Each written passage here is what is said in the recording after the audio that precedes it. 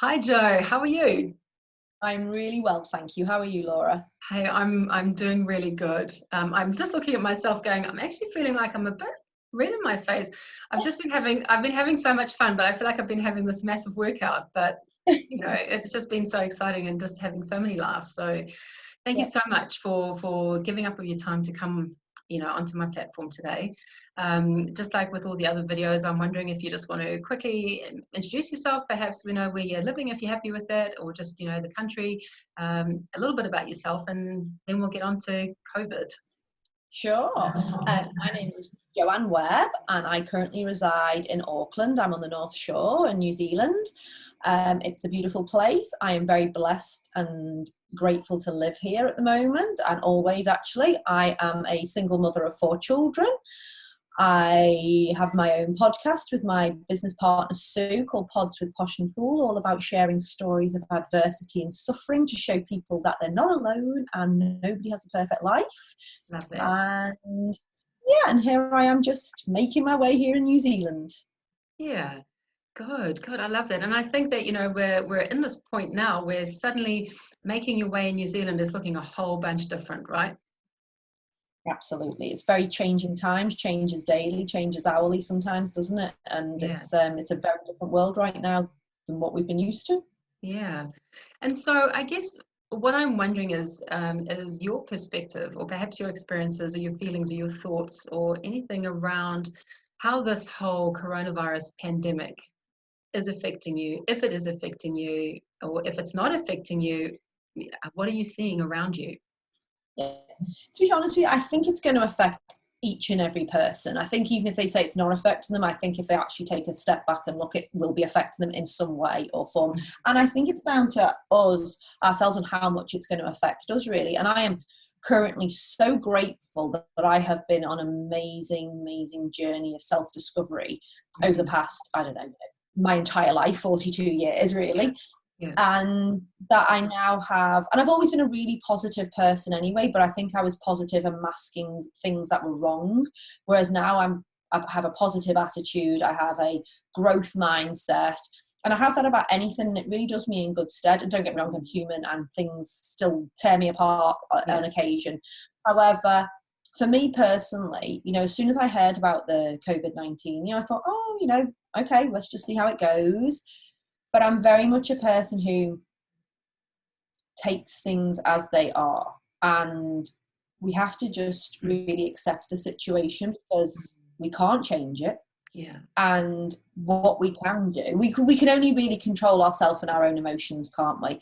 And I had a really good tip on the radio the other day. One of the people were talking, they had some experts, and they said, don't act as if you don't want to get it. Act as if you've already got the virus and you don't want to spread it. And I just thought that was such a most amazing, simplistic term. So you think, okay, we just act as if you've got it. You don't want to give it to anybody else. And isn't that just like it's just another way to think about it. And then, again, by being here in New Zealand, we are quite isolated from the rest of the world. I think we are pretty lucky like that.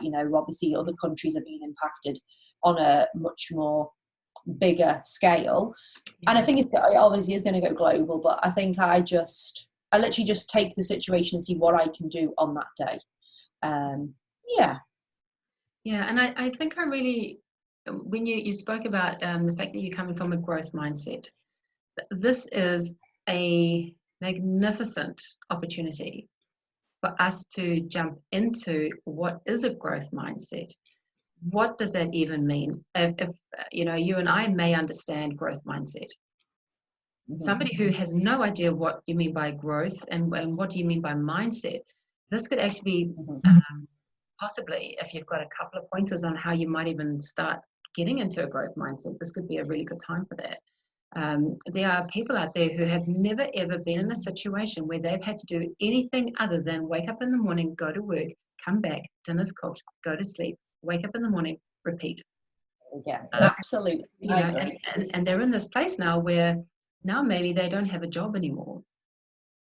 And I think it's that, sorry, Laura, I think it's that asking certain questions, so as soon as you go into that mindset of, why is this happening? Why have I lost my job? Or why are people getting ill? And that question, why, is quite a dangerous question, because instantly, as soon as we ask that question, we're in victim mentality. Why is this happening to me? And as soon as you start asking questions, often you won't even get the answers. So you're going to ask questions where you're never going to get the answers, which is, again, it just kind of leaves you empty. Whereas if we can ask ourselves questions like, what can I do? Or what is my role in this? And also understanding that your reaction is up to you. There's people out there who are panicking, they are absolutely worried, they're full of anxiety, they're full of stress. And I am not underestimating any of that at all. We honour everybody as to where they are. However, is the stress and worry going to do you any good? If you're worrying about being ill, becoming ill, it may never stop you from being ill, or it may actually increase your chances of becoming ill because you're putting your body under immense stress. So if we can ask ourselves questions like, what can I do now? What can I do to keep myself safe? What can I do to try and stop spreading this disease?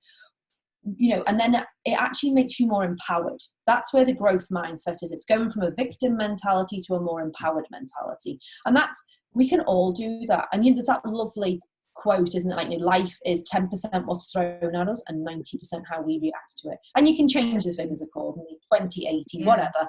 But we are in charge of how we react. Absolutely. And asking the question of, what can I learn from this?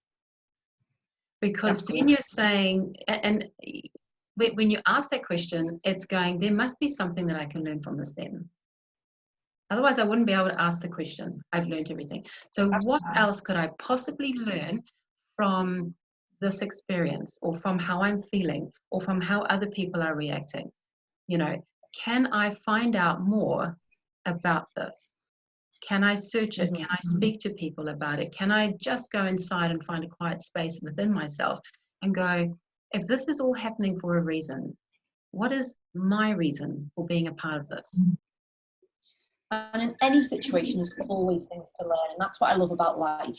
I'm life's great learner, so there is definitely always things to learn. And whether or not you want to go and learn actually more about the virus, more about what's happening in the world, that's actually an individual thing as well. Like, I cannot read every single article about it. I cannot read. I know what's going on because the world is. We take on so much of what's happening in the world. We take things on from social media, from our friends, from our family. If I chose to sit down and read everything, it would send me into a spiral, and I wouldn't cope very well, because I'm an empath. I'm highly sensitive. I have to protect myself from that stuff. So I choose not to learn about that necessarily. Instead, what I choose to learn about is people, connection, caring. How can we all help each other? And there is so many lovely stories coming out of this as well. I think, as we say, things happen for a reason. No idea what the reason is behind this at the minute. But I do know it's bringing communities together. It's bringing strangers together. There's so many acts of kindness happening. I mean, there is the people who are panic buying and hoarding and kind of maybe acting as if they're a little bit selfish, but who knows, each to their own. But there's lovely stories out there as well, and that's what I like to learn about. So I choose what I learn, and I'm learning about human behaviour. And it's really eye-opening to watch how people are reacting and how people are behaving. Yeah, because I think as soon as you challenge your survival, it's almost a little bit like Lord of the Flies, where it's like, it's each to their own, and I'm in charge of this, and I'm just going to go, and I'm going to go and take all the bread off the shelves. Where are they storing it? I don't know. Like, is it just going to go moldy in your pantry because you've taken it away from somebody else? Like, and toilet paper, it doesn't even give you the runs. Why are we doing this? But it does give you exactly right. But it gives you a bit of an insight where you may not necessarily have had that there are people who they're in a fear response right now. And the only thing that they can do to try and keep their comfort zone and their safety and their stability is to go and hoard up on bread and toilet paper, And if we come from a place of, oh, well, that's interesting, or I'm curious as to why they've done that, you don't have to go and do it yourself, because that there's other options to toilet paper, and you don't have to eat bread. I mean, like I was saying on one of my other videos, the gluten-free and the organic shelves, they're still full. Go and get a whole bunch of, love those. go and extend your palate. Now would be a really good time for you to go and try that gluten-free muffin mix. Go for it. Oh no, no, I just want to have the bread, you know. I know people. It is really interesting watching people, but equally now, as I was telling the story on the podcast earlier, like, you know, I was in the supermarket the other day, and all I wanted to do was just go and buy dinner. I wanted to go simply to buy dinner. It actually wasn't that easy because there was many things that weren't there that I kind of would have quite liked for dinner that night. Yeah, exactly. So I was looking around, and there's people, we were all just looking at each other with a similar mentality of what's going on? Oh my goodness! But I made so many connections that day. I was in there for about an hour. I wanted to be in for 5 minutes, but by the end of it, I was actually on a bit of a high because I'd spoken to loads of people. We'd had a bit of a giggle in the aisles. We'd made the most of a bad situation, and I think that's what, as humans, we are pretty good at doing that. I mean, look at any comedian. Any comedian usually makes a living out of joking about something which is kind of inappropriate. So we're all in the aisles of the supermarket going, oh my goodness, we can't even buy a jar of passata sauce. There's no tampons. There's no bread. What are people doing with all this stuff? You know, we're giggling. But it was nice. I came out of the supermarket. I was like, oh, look, I've just made a whole bunch of friends in there. That was so much fun. Yeah. But yeah, and then I say there's all those lovely actions. Sorry, carry on. No, you have a point of commonality now with strangers.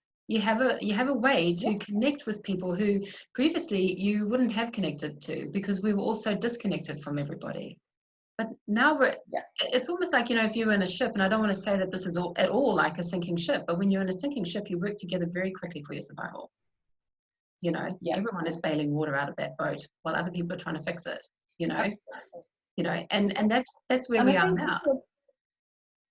Yeah, and I think people have got to remember the only thing that actually makes us happy as humans. So, you know, there's been many scientific studies done on happiness, and you know, you may ask the youth what they want, and they want to be famous or they want money. The only thing that actually makes us happy is connection, and whether that's with a community or friend or a loved one, a partner, your family, whatever, connection is the thing that makes us happy. So I think in times like this, seeing those acts of kindness, watching that connection, it raises our spirits, and they're the things that we need to concentrate on more than hoarding, more than going into the victim mentality. Let's be positive. Let's all go and help somebody on the day. You know, let's go and make sure that we're friendly to our neighbours, or if somebody's looking for something in the supermarket, help them and share what you've got. Let's go into that mentality which will actually bring about happiness and raise our spirits rather than us bringing us down. And when you say raise your spirits, that's energy, right? So you've got the victim mentality, which is a negative, heavy, low, down, dense energy or vibration, if you like. And then you've got this whole helping, caring, compassion, love for each other, understanding. You know, you've got that energy. You've got the feeling of giving and receiving, you know, of helping. We've got all this amazing thing which makes us feel lighter. And then when we're lighter, we're not as deep and dark and down, but we're raising this vibration, and we're raising you know, our energy levels. And it's like if you've got one match and you light it, and then all the other matches, they slowly start getting lit, and then suddenly all the matches are lit. So imagine if just through one random act of kindness, not really random because it's kind of, you know, we're kind of stuck in the situation for now, but if you can just start lighting your match and then you catch on to other people, they're then going to go out, they're feeling more energized, they're feeling a higher vibration, they're going to go out and maybe light someone else's match. Yeah, absolutely. Eventually, we're all raised up. We're all in a space where coronavirus doesn't then almost be attracted to us because we're vibrating too high for it. We're being too healthy. Our immune systems are energized, you know. Absolutely. I have a true belief, like, you know, as soon as the coronavirus came out, I went, that's not going to touch me. And that's my absolute belief. And I even think, well, if it does touch me, I'm still not going to get that ill with it. And that's just an inner faith and an inner belief I have. But I'm like you, I work on the vibrations of the universe. I'm all about lifting our vibrations, not lowering them. And, you know, the situation is as it is. You know, it's serious. I'm not taking anything away from the seriousness of the situation. It's quite hard to say. Yeah. But again, the seriousness of the situation. Love it. Yeah, good job. Thank you. Yes, no. But, you know, we are responsible for ourselves. And if we can all take a little bit of that responsibility and roll with it, I think it's going to make the seriousness of the situation so much better. Yeah. You know, and I really liked, and we'll wrap it up soon, but I really liked how you, oh no, now I'm confused as to whether it was you or the person before. I'm so sorry, but about thinking, acting as if you already have the coronavirus. Was that yourself? Perfect. You know, because then you don't have the typical New Zealand she'll be right attitude. It won't touch me. It happens to everybody else. It's not going to affect me. If you're acting as if you have it, but not drawing it to you, okay, so you're not vibrationally saying, come to me so I've got it. You know, you're just saying, if I were to have it, how would I be different? Because that's growth, isn't it? Because now you're no longer thinking about yourself. You're now thinking about what are the effects of my actions on other people. Yeah, totally. And like, you know, so I'm like, I am washing my hands more often. I am drinking the warm liquids that they're telling you to do. You know, I mean, I drink a lot of water anyway, but I'm making sure I'm drinking a little bit more often. And, you know, I'm doing all the things that they suggest. You know, we are disinfecting our worktops. We are making sure, you know, just, and I mean, you go out making sure there is that little bit of social distance while still having that connection. And like all this week, for instance, I have been fighting off a bit of a cold and I felt it in my throat. And of course, it's one of the first symptoms. Yeah. But the one thing that I haven't done is I haven't just sat inside and not done anything. Instead, what I have done is I've gone out and exercised. And I think people go the opposite way. Sometimes they go and look after themselves. Whereas what I've done is I've chosen to do something proactive. And actually those endorphins, those happiness hormones that are released within your body, they're your natural defense against illness. And I think people underestimate how amazing our human body is as well, that we have these natural defenses within us. So if you are feeling slightly bit under the weather, it obviously depends what it is, but you know, you can go for a gentle walk outside in 45 minutes. I mean, if you are totally feeling exhausted and your body's aching, totally sit down. But if it's just a little bit of a throat tickle or a bit of a snort, you know, a bit of something nasally, get yourself out and do something. It pushes it through. It gives you that natural defense, and it's so empowering and so good for you. Yeah, I love that. Because I think I'll just say this, and then I'm going to ask you what your take-home message is for everybody.